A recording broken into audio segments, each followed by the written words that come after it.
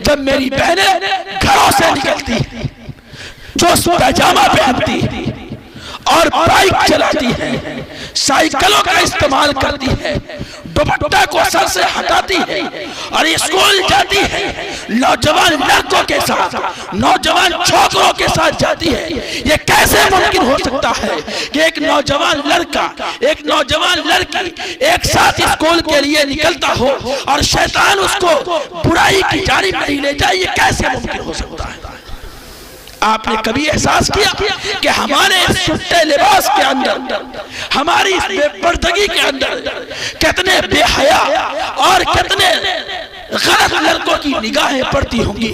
آپ اس کو پیغام نہیں دے رہی تو کیا دے رہی ہے؟ زبان حال سے آپ یہ کہنا چاہتی ہے کہ میں آپ کے لیے خود تیار ہوں، آپ کو محنت کرنے کی ضرورت نہیں ہے، یہی پیغام ہے آپ کا، ورنہ آج آپ لباس چینج کرنے آپ کی جانب کوئی نگاہ نہیں کرے گا۔ جب چھچھر کو سامنے پھینکا جائے گا اور کتا اس کو اٹھائے گا، یہ نہیں، یہ کیسے بے حیائی کے ساتھ راستے پہ آئیں گی، روڈ پر آپ آئیں گی، یہ کیسے ممکن ہے کہ غیروں کی نگاہیں آپ پہ نہ پڑے؟ اس لیے میری بہنوں، میں آپ کو یہ کہتا ہوں، آپ کا جو لباس ہے اپنے اس لباس کو چینج کریں۔ دیکھیے کتنی جلدی اصلاح ہوتی ہے، دیکھیے کتنی جلدی بے حیائی اور یانیت اور زناکاری اور فحاشی سے معاشرہ کے اندر سدھار پیدا ہوتا ہے۔ یہ ہے حسنین اردو میڈیا، اور ظالم کی آنکھ میں آنکھ ڈال کر بات کرنے کا ہنر بخشا ہے۔ خطابت ہی کے ذریعے سے، ایک خطیب کی بات کے ذریعے سے ایک مظلوم کے اندر وہ حوصلہ پیدا ہو جاتا ہے، وہ جذبہ پیدا ہو جاتا ہے کہ وہ ظالم کا پنجہ مروڑ دیتا ہے، وہ ظالم یا انسان کی شکل میں ہو یا پھر وہ گناہ کے شکل میں ہو۔ جب ایک انسان پر کسی خطیب کی بات اثر انداز کر جاتی ہے تو وہ انسان بھاری سے بھاری گناہوں کو چھوڑ دیا کرتا ہے۔ ایک ایسی عادت جس کا چھوڑنا ناممکن ہو جاتا ہے، وہ انسان ایک خطیب کی بات سے، اللہ تعالیٰ اس خطیب کی بات پر اتنا اثر رکھ دیتا ہے، اتنا اثر پیدا کر دیتا ہے، اسی خطیب کی بات کو اللہ تعالیٰ کسی کے لیے ہدایت کا ذریعہ بنا دیا کرتا ہے۔ حضرات، خطابت انسان اپنے جذبات کا اظہار صرف دو طریقے سے کر سکتا ہے، اپنی بات کسی تک دو طریقے سے پہنچا سکتا ہے، ایک تو قلم کی وہ دولت ہے اور ایک زبان ہے۔ انسان خطابت کے ذریعے سے بڑے سے بڑے قوانین کو بدل دیتا ہے۔ ذرا آپ غور کریں کہ کئی مرحلے میں ایسے قوانین نافذ کرنے کی بات ہوتی ہے جو انسان کے خلاف بالکل ہے، جو بلکہ کسی مذہب و مسلک کے بغیر انسانی زندگی کے خلاف ہوا کرتی ہے، لیکن ایک خطیب حکومت کو ایسا للکارتا ہے، وہ مجبور ہو جاتا ہے ان چیزوں کو چھوڑنے کے لیے۔ لہٰذا کسی شاعر نے کیا خوب کہا تھا کہ خطابت وجد میں آئے تو پھر ہتھیار بن جائے، خطابت وجد میں آئے تو پھر ہتھیار بن جائے، کبھی نیزہ کبھی خنجر کبھی تلوار بن جائے۔ خطابت کی گلفشانی مسلم ہے زمانے میں، خطابت کی گلفشانی مسلم ہے زمانے میں، یہ نجاشی کے آگے جعفر تیار بن جائے۔ حضرات، جب خطابت کا پورا مغز خطاب کسی کے سامنے کیا جاتا ہے تو ایک انسان اس کے بعد ایک نیا حوصلہ اور ایک نئی امنگ لے کر اٹھتا ہے اور وہ ایک انقلاب پیدا کر دیا کرتا ہے۔ حضرات، آج آپ کے درمیان بھی ایسے ہی بے مثال مقررین کی فہرست موجود ہے۔ آپ آئیں اور آنے کے بعد ان مقررین کو، ان علماء کرام کو سنے تو صحیح، اس کے بعد اگر آپ کے اندر ایک انقلاب نہ آ جائے، آپ ایک نئی امنگ کے ساتھ یہاں سے نہ جائے تو پھر کہیے گا۔ اسی طریقے سے آجائیے میں آپ کے درمیان سب سے پہلے خطیب صاحب کی ملاقات کراتا ہوں جس نے خطابت کی دنیا میں اپنا لوہا بنوایا ہے، جس نے خطابت کے ذریعے سے کئی جگہوں کا سفر کیا ہے۔ میری مراد استاذ گرامی قدر حضرت مولانا صادق ظفر صاحب قاسمی، استاذ حدیث و فقہ فقہ مدرسہ چشمہ فیض ململ کو میں دعوت دیتا ہوں کہ حضرت تشریف لائیں اور اپنی خطابت کے ذریعے سے اس پیاسی امت کو شراب کریں. حضرت مولانا صادق ظفر صاحب قاسمی اسٹیج پر.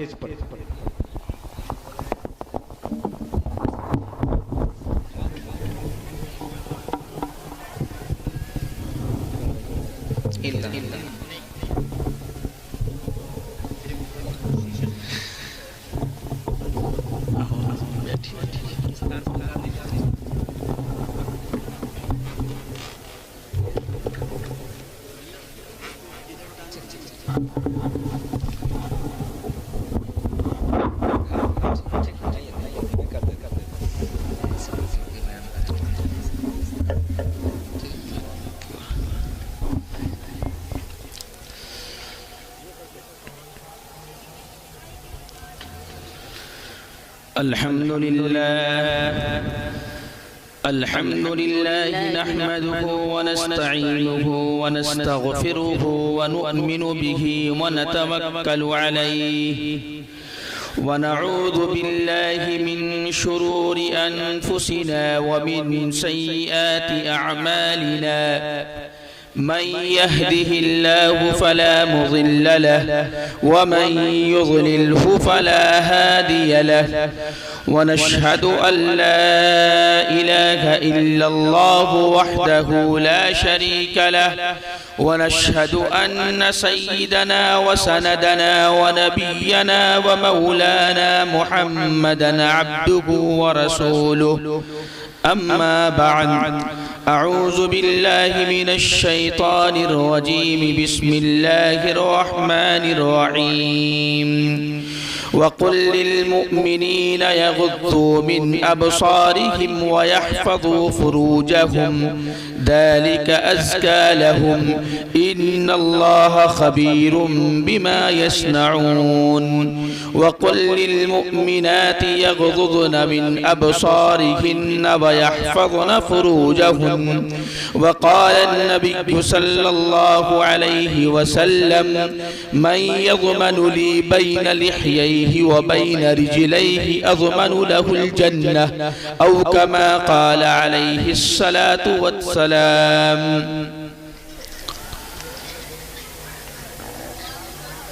محترم سامعین، ایک بات میں آپ کو بتا دوں کہ آج میری آواز یہ اجازت نہیں دے رہی ہے کہ آپ کے سامنے کوئی تفصیلی گفتگو کرو. ظاہر سی بات ہے، آپ اندازہ کر سکتے ہیں کہ ہمارے آواز کی کیا حالت ہے. لیکن دعوت دی جا چکی تھی اور سفر بھی رات بہت لمبا ہوا، جس کی بنیاد پر ہماری آواز خراب ہو گئی، طبیعت بھی خراب ہے. اور عزیزم شہنواز سلمہ کا اصرار بھی تھا کہ مولانا آپ ضرور تشریف لائیں. اسی بنیاد پر میں آپ کے سامنے آیا ہوں. ظاہر سی بات ہے، آواز تو ضرور پھنسی ہے، لیکن آپ کے سامنے قرآن و احادیث کی روشنی میں قرآن کی بات، آقا مدنی جناب محمد رسول اللہ صلی اللہ علیہ وسلم کی قیمتی باتیں اور احادیث کی تشریح اور قرآن کریم کی مختصر توضیح میں آپ کے سامنے پیش کروں گا. اور قبل اس کے کہ آواز مزید جواب دے دے، میں اس سے پہلے اسٹیج چھوڑ دوں گا.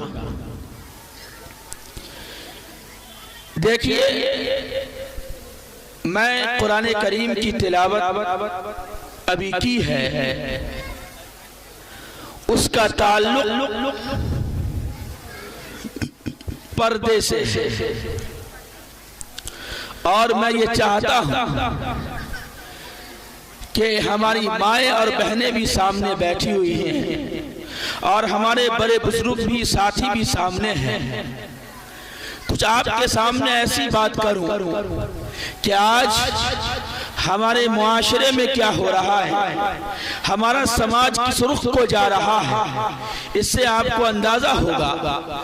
دراصل میں ابھی کچھ دن پہلے ضرور مدرسہ چشمہ فیض ململ کا استاذ تھا، لیکن ابھی میں ایک اسکول گیا، بس ایک ہفتہ میں رہا ہوں، اور وہاں رہنے کے بعد وہاں کے جو حالات میرے سامنے نظر آئے تو احساس یہ ہوا کہ اپنی قوم کے لوگوں کے سامنے جا کر کچھ ایسی باتیں بیان کی جائے اور وہ احساس دلایا جائے جس سے اندازہ لگے، ہمارے گارجینوں کو، ماں باپ کو یہ اندازہ لگے، بھائیوں کو یہ اندازہ لگے کہ تعلیم کا کیا معیار ہے، اور اسکولوں کی تعلیم ہو یا کوئی بھی تعلیم ہو، ہم اس میں کس حد تک وہاں بے حیائی اور کس حد تک عریانیت اور فحاشی پائی جا رہی ہے۔ دراصل میں اپنی بہنوں سے یہ کہنا چاہتا ہوں، اللہ نے آپ کو یہ مقام دیا ہے کہ آپ اپنے پردے کو لازم پکڑیں، اپنے زندگی کے ہر گوشے میں، اپنی زندگی کے ہر حصے میں۔ ظاہر سی بات ہے، عورت ایک ایسا لفظ ہی ہے جو لفظ اس بات کو بتلاتا ہے، اس مفہوم کی جانب اشارہ کرتا ہے کہ اس کا مطلب ہے پردہ۔ آپ پردے کو اپنی زندگی کا حصہ بنائیں۔ یقینی سی بات ہے، آپ کو اللہ نے دنیا میں بھیجا ہے، اور آپ ایک بہترین مائیں، بہترین بہن، بہترین بیوی اور بہترین بیٹی اسی وقت آپ بن سکتی ہے کہ جس وقت آپ نے اپنے آپ کو پردے کو لازم پکڑا اور اپنی زندگی کو پردے کے ساتھ گزارا۔ آپ اندازہ کریں، ہم اس کا اندازہ ہم نے کیا ہے کہ اسکول میں بچیوں کا جو انداز ہے رہنے کا، میں خود اپنے آنکھوں سے دیکھا ہوا بتلا رہا ہوں، اور میں خود بچیوں کو یہ کہتا ہوں، تعلیم کوئی بھی بری نہیں ہوتی ہے، تعلیم آپ کوئی بھی حاصل کرے، لیکن پردہ یہ چیزیں ہمارے لیے ضروری ہے۔ تم شوق سے کالج میں پڑھو، پارک میں گھومو، تم شوق سے کالج میں پڑھو، پارک میں گھومو، جائز ہے غباروں میں اڑو، چرخ پہ جھولو، جائز ہے غباروں میں اڑو، چرخ پہ جھولو، بس ایک سخن بندے عاجز کی رہے یاد، اللہ کو اور اپنی حقیقت کو نہ بھولو۔ یہ پیغام میں دینے آیا ہوں آپ کو۔ آپ اسکول جائیں، کالج جائیں، یونیورسٹیز جائیں، اور آپ دنیا کی جون سی بھی تعلیم حاصل کرنی چاہتی ہے، اس تعلیم کو حاصل کرے، کوئی رکاوٹ نہیں ہے، کوئی برائی نہیں ہے، لیکن شریعت کے دائرے میں رہتے ہوئے اگر کوئی آپ کی شریعت پر انگلی اٹھائے تو میں اس کی انگلی کاٹ لوں گا، اگر کوئی آپ کی شریعت پر زبان اٹھائے تو آپ اس کی زبان کھینچ لے، اس خیال کے ساتھ کہ مجھے کسی سے متاثر نہیں ہونا ہے۔ اس خیال کے ساتھ آپ جب جائیں گے تو اس سے آپ کو اندازہ ہوگا کہ ہم کو شریعت کے حدود میں کس طریقے سے رہنا ہے، پردے کا کیا معیار ہے۔ اسکول جائیں، دوپٹہ آپ کے سر پر ہونا چاہیے۔ کوئی ٹیچر یا کسی استاذ کو یہ کہنے کی نوبت ہی کیوں آتی ہے کہ اپنا دوپٹہ سر کے اوپر، یہ نوبت ہی کیوں آتی ہے؟ یہ خیال تو گھروں سے پیدا ہونا چاہیے۔ اس خیال کو تو ہمارے ماں باپ کی یہ ذمہ داری بنتی ہے، رشتہ داروں کی یہ ذمہ داری بنتی ہے کہ جب ہماری بچیاں اسکول جاتی ہیں، کالج جاتی ہیں، تو جانے کے بعد اس کا کیا طریقہ ہے، کون سے انداز سے وہ اسکول جاتی ہے، اسکول میں وہ کیا کرتی ہے، اسکول سے واپسی ہوتی ہے تو اس کا کیا طریقہ ہوتا ہے، اسکول میں جب وہ رہتی ہے تو وہ کس انداز میں رہتی ہے۔ میں آپ گارجینوں سے یہ کہتا ہوں کہ کیا کبھی آپ نے اس کا جائزہ لیا؟ نہیں لیا۔ اگر آپ یہ جائزہ لیے ہوتے، ممکن ہے ہماری بہنیں ابھی ناسمجھ ہے، ایک عمر ہوتی ہے 15 سے 25 سال کی جو عمر ہوتی ہے، یہ ایک طوفانی دور کہلاتا ہے۔ اس طوفان میں جس نے اپنے آپ کو سنبھال لیا تو یاد رکھیے آپ دونوں جہان میں کامیاب ہیں، اور جس نے اس طوفان میں اپنے آپ کی حفاظت کر لیا تو یاد رکھیے آپ دونوں جہان میں کامیاب ہیں۔ نہیں سنبھالا تو ناکام ہے، سنبھال لیا تو آپ کامیاب ہیں۔ تو ممکن ہے یہ عمر میں کوئی غلطیاں ہم سے ہو سکتی ہیں. ہمیں جس احتیاط کے لیے کہا گیا ہے ہم اس احتیاط کے ساتھ نہیں رہ پا رہے ہیں، یہ ممکن ہے. لیکن ایسے وقت میں ضرورت پڑتی ہے ہمارے گارجینوں کی کہ میں اس کے جانے کے وقت، اس کے آنے کے وقت، اس کے رہنے کا کیا طور طریقہ ہے، زندگی گزارنے کا کیا طور طریقہ ہے، اس طریقے کو سمجھیں اور اس کی اصلاح کرنے کی کوشش کریں. اور میری بہنوں، تجھے جو مقام حاصل ہے، آپ بہترین مائیں حضرت عائشہ کی زندگی کو ذکرائے، صحابیات کی زندگی کو دیکھیں اور یاد رکھیں جتنے بھی بڑے عالم اور فقیہ یا بزرگ بڑے عالم ہیں، اکثر و بیشتر آپ دیکھیں گے تو اس میں بہت حد تک یہ رول اس کی ماؤں کا ہے. اگر آپ کی زندگی صحیح گزرے گی تو یاد رکھیے آپ سے آنے والی جو نسلیں ہیں وہ نسلیں اگلی زندگی میں کامیاب ہوگی اور وہ صحیح سالم ہوگی. اور اگر آپ نے اس 10 سالہ زندگی کو 12 سالہ زندگی کو بیکار کر لیا، خراب کر لیا، تو میں آپ کو بتاتا ہوں یاد رکھیے اگر آپ کو اپنی زندگی کا احساس نہ ہو تو کم از کم آپ اس بات کا بھی احساس کریں کہ ہمارا تعلق کن سے ملتا ہے، ہمارا رشتہ کن سے ملتا ہے، ماں باپ سے ملتا ہے، آنے والی اگلی نسلیں بھی ہیں.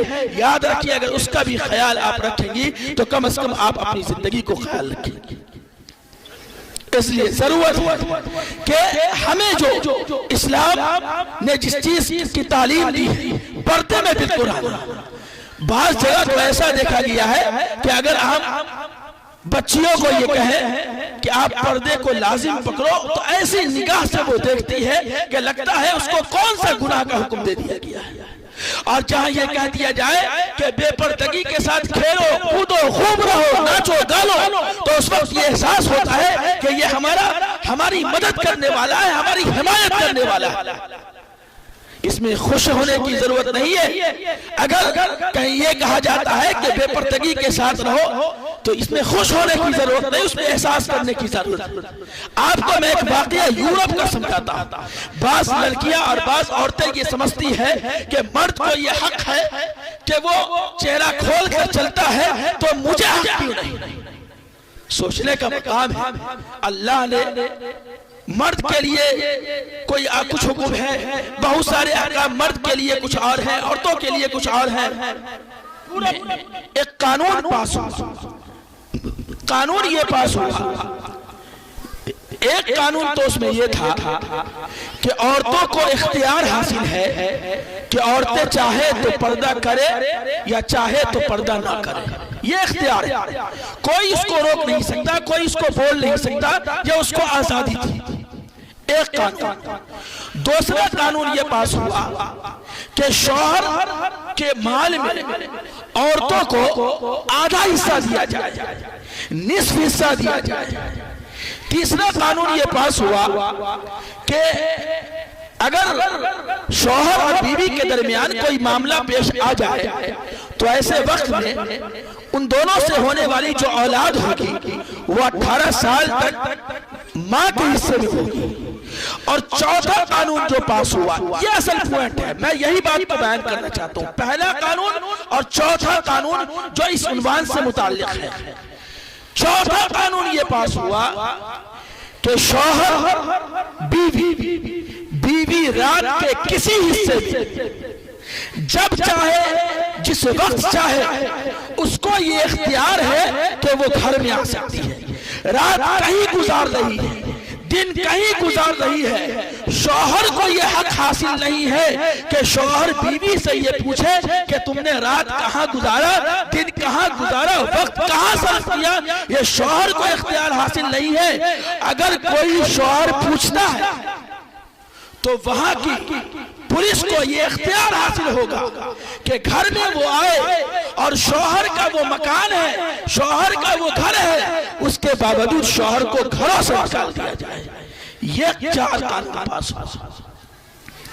بظاہر تو یہ بات سمجھ میں آتی ہے کہ عورتوں کو کھلی آزادی دی گئی ہے، لیکن اس کا نتیجہ کیا نکلتا ہے؟ کچھ دنوں کے بعد ہی نتیجہ سامنے آنے لگا. کیا نتیجہ؟ یہ ہوا کہ نوجوان لڑکے یا مرد کہہ لیجیے وہ بیوی کے بجائے گرل فرینڈ رکھنا شروع کر دیا، یا اور دوسرے الفاظ میں آپ کہیے کہ وہ بیوی کے بجائے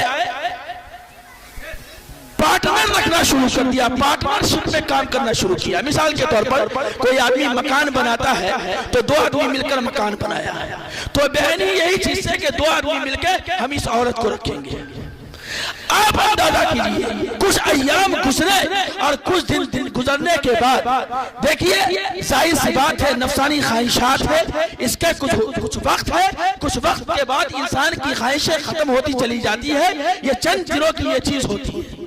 نتیجہ یہ ہوا کہ ہر جگہ میں برائیاں اتنی عام ہوتی چلی گئی، زناکاریاں اتنی عام ہوتی چلی گئی کہ عورتیں یہ شوق کرنے لگی اور عورتوں کو یہ خواہش ہونے لگی کہ کاش کہ کوئی میرا ایک شوہر ہوتا اور کاش میں کسی کی پردہ نشی بھی ہوتی.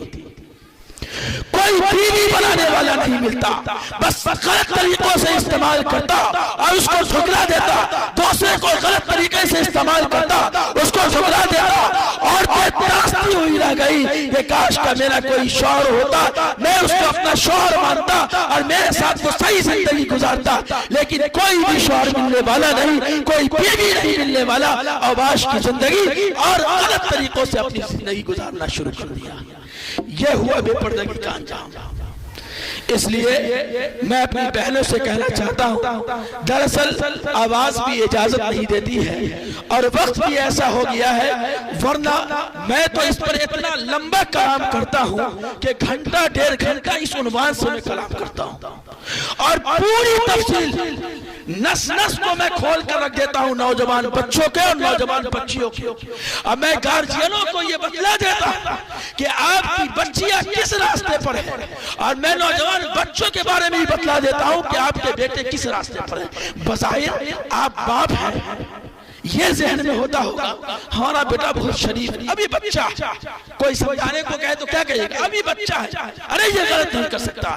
میں اس پہلو پر بھی 20 منٹ آدھا گھنٹہ گفتگو کرتا ہوں کہ کوئی بچہ نہیں، سب وہ نوجوان ہے. اور جب اسٹیج سے اٹھ کر جاتا ہوں تو لوگ یہ کہتے ہیں کہ مولانا آپ نے تو نوجوان کی پوری حقیقت کو بیان کر دیا. لہذا وقت ہمارے پاس نہیں ہے، آواز بھی ساتھ نہیں دے رہی ہے، اس لیے انشاءاللہ بول لیتے 8 بجے.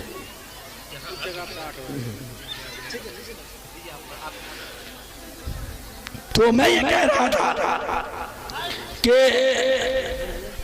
یہ اصلاح کی ضرورت ہے. اپنی زندگی پر غور کرے میری بہنوں. میں آپ کو اسلام کا کیا پیغام ہے وہ بتلانے کے لیے آیا، یہ پیغام دینے کے لیے آیا کہ آپ کی جو چند سالہ زندگی ہے، اس زندگی کو آپ صحیح طریقے سے گزاریں. آپ اندازہ کر سکتی ہیں، آپ نے اندازہ کیا ہوگا جب آپ ٹرین میں سفر کرتے ہیں، غور سے سنیں، ٹرین میں جب آپ سفر کرتے ہیں تو سفر کرنے کے بعد آپ پانی کا ایک بوتل خریدتے ہیں. آپ غور کریں کہ پانی کے بوتل خریدنے کے بعد آپ یہ دیکھتے ہیں کہ اس پانی کے بوتل کا سیل پیک ہے یا نہیں. اگر کوئی پانی کے بوتل کو کھول کر دے دیا جائے تو کیا آپ قبول کریں گے؟ نہیں قبول کرتے. کیوں؟ آپ یہ سمجھتے ہیں کہ یہ استعمال شدہ ہے اور آپ یہ درخواست کرتے ہیں اور یہ کہتے ہیں کہ نہیں، مجھے ایسی بوتل دی جائے کہ جس کی سیل بالکل پیک ہو. میں یہی بتانا چاہتا ہوں میری بہنوں، آپ کی جو قدر و قیمت اس برقعے کے اندر ہے، آپ کی جو قدر و قیمت اس حجاب کے اندر ہے، آپ کی جو قدر و قیمت اس پردے کے اندر ہے، یاد رکھیے بے حیائی اور عریانیت اور فحاشی میں کوئی قدر نہیں. اس لیے ضرورت اس بات کی کہ آپ اپنے لباس کو اچھے ڈھنگ سے پہلا کرے اور جو غیروں کی تہذیب اور غیروں کا جو مشن ہے اس کے مشن سے اپنے آپ کو سبق حاصل کرے، غیر کا جو بنایا ہوا لباس ہے اس لباس کو چھوڑے، غور کرے، اپنے ماضی کی ماں اور بہنوں کو دیکھے۔ ایک شاعر لکھتا ہے کہ عشق بےتاب تھا نظارے کے خاطر پہلے، عشق بےتاب تھا نظارے کے خاطر پہلے، حسن بےتاب ہے اب کوئی نظارہ کر لے۔ میں کیا کہنا چاہتا ہوں شعر کے اندر، غور کر، پہلے کی بھی تو مائیں تھی، پہلے کی بھی بہنیں تھیں، پہلے کی بھی بیٹیاں ہوا کرتی تھی۔ ایک وقت ایسا تھا، ایک زمانہ ایسا تھا کہ ماں اور بہنیں ہماری مائیں اور بہنیں پردوں کا اتنا زیادہ لحاظ رکھا کرتی تھی، اتنا زیادہ لحاظ رکھا کرتی تھی کہ جب کوئی عاشق اور بے حیا لڑکا کوئی گلی کوچے میں گھومتا، گلیوں میں چکر لگاتا اور اس کی یہ خواہش ہوتی کہ کاش کہ میری ایک نگاہ میری کسی لڑکی کے اوپر پڑ جائے تو پورا دن چکر لگاتا رہتا، پوری رات چکر لگاتا، گلیوں میں گھومتا، سڑکوں میں گھومتا، لیکن پردوں کا یہ خیال تھا، پردوں کا یہ لحاظ تھا کہ ایک لڑکا پورے دن چکر لگانے کے بعد جب گھر واپس ہوتا تو نامراد واپس ہوتا اور یہ احساس کرتا کہ میں نے پورے دن چکر لگایا، ہم نے پوری راتیں چکر لگائی، لیکن میری نگاہیں ایک اس لڑکی کے اوپر نہیں پڑی۔ یہ اس کا مفہوم عشق بےتاب تھا نظارے کے خاطر پہلے، عاشق چاہتا تھا کاش کہ میرا دیدار ہو جائے۔ حسن بےتاب ہے اب کوئی نظارہ کر لے، یہ زمانہ ہے، حسن بےتاب ہے اب کوئی نظارہ کر لے، یہی ہے یہ موجودہ دور، یہی ہے موجودہ وقت۔ میری بہنوں، میں آپ کو یہ کہتا ہوں، میری بات ضرور آپ کو بری لگے گی اور میری بات ضرور آپ کو خراب لگے گی، لیکن عقل کے کانوں سے اگر آپ سنیں گی تو آپ کو یہ احساس ہوگا کہ ہم اگر ان چیزوں کو اپناتے ہیں تو اپنی زندگی کو سنوار لیں گے۔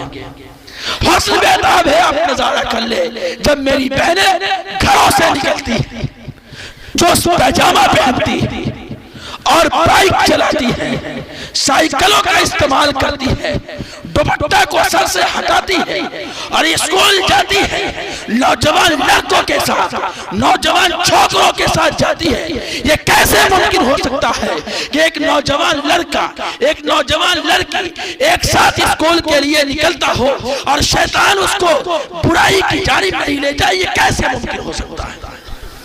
آپ نے کبھی احساس کیا کہ ہمارے اس سٹے لباس کے اندر، ہماری اس بے پردگی کے اندر کتنے بے حیا اور کتنے غلط لڑکوں کی نگاہیں پڑتی ہوں گی؟ آپ اس کو پیغام نہیں دے رہی تو کیا دے رہی ہے؟ زبان حال سے آپ یہ کہنا چاہتی ہے کہ میں آپ کے لیے خود تیار ہوں، آپ کو محنت کرنے کی ضرورت نہیں ہے، یہی پیغام ہے آپ کا، ورنہ آج آپ لباس چینج کرنے آپ کی جانب کوئی نگاہ نہیں کرے گا۔ جب چھچھر کو سامنے پھینکا جائے گا اور کتا اس کو اٹھائے گا، یہ نہیں، یہ کیسا بے حیائی کے ساتھ راستے پہ آئیں گی، روڈ پر آئیں گی، یہ کیسے ممکن ہے کہ غیروں کی نگاہیں آپ پہ نہ پڑے؟ اس لیے میری بہنوں، میں آپ کو یہ کہتا ہوں، آپ کا جو لباس ہے اپنے اس لباس کو چینج کریں۔ دیکھیے کتنی جلدی اصلاح ہوتی ہے، دیکھیے کتنی جلدی بے حیائی اور یانیت اور زناکاری اور فحاشی سے معاشرہ کے اندر سدھار پیدا ہوتا ہے۔ اب غور کر کے تو دیکھیں، آپ آج پردہ کرنا شروع کریں۔ میں اپنے نوجوان بھائیوں سے بھی خطاب کرتا ہوں، قرآن کی آیت ہے، الخبیثات للخبیثین والخبیثون للخبیثات الطیبات للطیبین والطیبون للطیبات، یہ قرآن کریم کی آیت ہے۔ کیا مفہوم ہے اس کا؟ پاک مرد پاک عورت کے لیے، پاک عورت پاک مرد کے لیے، ناپاک مرد ناپاک عورت کے لیے، ناپاک عورت ناپاک مرد کے لیے۔ آپ اندازہ کیجئے میرے بھائیوں، آپ کی جو یہ زندگی ہے، آپ اپنی اس جوانی کو سدھاریں اور آپ اپنی زندگی کا محاسبہ کریں۔ یاد رکھیے، اگر آج آپ نے کسی غیر محرم لڑکیوں پہ نگاہ ڈالا، کسی کی بہن بیٹیوں کے ساتھ آپ نے نگاہ ڈالا، تو آپ یاد رکھیے آپ کی جو آنے والی بیوی ہوگی وہ بھی محفوظ نہیں ہوگی، آپ کی جو بہنیں ہوگی وہ بھی محفوظ نہیں ہوگی۔ کیا کوئی بھی غیرت مند انسان یہ سوچ سکتا ہے یا خیال بھی کر سکتا ہے کہ اس کی بہنوں کو، اس کی بیویوں کو، اس کی ماں کو کوئی غلط نگاہ کے ساتھ دیکھے؟ کوئی غیرت مند انسان اس بات کو برداشت نہیں کر سکتا۔ تو جب کوئی غیرت مند انسان اس بات کو برداشت نہیں کر سکتا، وہ جو کسی کی بیٹی ہوگی جس کو آپ دیکھ رہے ہیں، وہ تو کسی کی بہن ہوگی جس کو آپ دیکھ رہے ہیں۔ اس لیے ضرورت ہے کہ آپ جب کسی غیر محرم کو دیکھتے ہیں تو اس سے پہلے آپ کو یہ احساس کرنا ہوگا کہ یہ خطرہ کبھی نہ کبھی ہمارے گھروں پر بھی گرے گا، اور اس خطرے کا نقصان کبھی نہ کبھی ہمارے گھروں میں بھی پہنچے گا۔ یہ سمجھ کر اپنی زندگی گزارے۔ اور میں آخر میں یہ بات کہتا ہوں اپنے بھائیوں سے، اپنے بہنوں سے، اور جو گارجین حضرات ہیں اس کو یہ بات میں بتلانا چاہتا ہوں کہ دیکھیے آپ کا جو بچہ ہے، آپ یہ سمجھتے ہیں کہ ہمارا بچہ ابھی چھوٹا ہے، ظاہر سی بات ہے یہ موجودہ دور ہے، اور اس دور کے اندر موبائل جیسا فتنہ اگر کوئی صحیح استعمال کرے تو اس کے لیے اچھی چیز ہے، لیکن آپ اندازہ اس سے کر سکتے ہیں کہ اکثر و بیشتر لوگ اس سے غلط استعمال کر رہے ہیں۔ موبائل جیسا فتنہ دنیا کے اندر ہے، آپ اس کا اندازہ کر سکتے ہیں، اس کا اندازہ لگا سکتے ہیں۔ میں گارجینوں سے بھی چند بات یہ کہتا ہوں کہ آپ نے اپنے بچوں کو ایک موبائل دیا، ٹھیک ہے موبائل دیا، لیکن آپ یہ غور کریں کہ آپ کا بچہ موبائل کا استعمال کیسا کرتا ہے، آپ کی بچیاں موبائل کا استعمال کیسی کرتی ہے۔ جب رات آپ کا بچہ رکتا ہے، جب رات آپ کا بچہ واپس آتا ہے گھر اور وہ چاہتا ہے کہ ہم کو ایک علیحدہ کمرہ چاہیے، آپ بڑی آسانی کے ساتھ، بس ایک دو لفظ بول کے بات ختم کرتا ہوں، بڑی آسانی کے ساتھ آپ اس کو کہتے ہیں کہ ٹھیک ہے علیحدہ کر کے رہو، لیکن آپ یہ اندازہ کریں کہ رات کے حصے میں اس کا وقت کس طریقے سے گزر رہا ہے، کبھی آپ نے اس کی تحقیق کی نہیں۔ اس لیے ضرورت اس بات کی ہے کہ جہاں ہمارے معاشرے کے اندر بگاڑ پیدا ہو رہا ہے وہاں بہت حد تک ہم گارجینوں کی کمی ہے۔ ضرورت ہے کہ اپنے بچوں کو جہاں تک ہو سکے اس پر نگاہ رکھے، اور اس نگاہ رکھنے کے ساتھ اس کی اصلاح کی کوشش کرے۔ اللہ رب العزت سے دعا ہے کہ اللہ رب العزت ہم سے جو باتیں کہی گئی ہیں اس میں اثر پیدا فرمائے، اور ان جملوں کے ذریعے ہماری خواتین ہیں یا ہمارے بھائی ہیں اس کے اندر اگر کوئی کسی قسم کی کوئی برائیاں ہوں تو اللہ سے دعا کریں کہ اللہ اس کو دور فرمائے، اور یہیں سے ایک پیغام لے کر جانے کی کوشش کرے کہ اگلی جو زندگی ہوگی اب سے جو ہم کریں گے، ہم دنیا کے اندر کیسے زندگی گزاریں گے، کس انداز سے ہم یہاں رہیں گے، پردے کا کیا خیال کریں گے اور پردے کا کیا لحاظ کریں گے، یہ تمام چیزوں کو سمجھ کر ہم یہاں سے اٹھیں گے۔ وآخر الدعوانا الحمدللہ۔ ہماری ویڈیو اچھی لگی تو حسنین اردو میڈیا کو لائک کریں، کمنٹ کریں، شیئر کریں اور سبسکرائب کرنا بالکل نہ بھولیں۔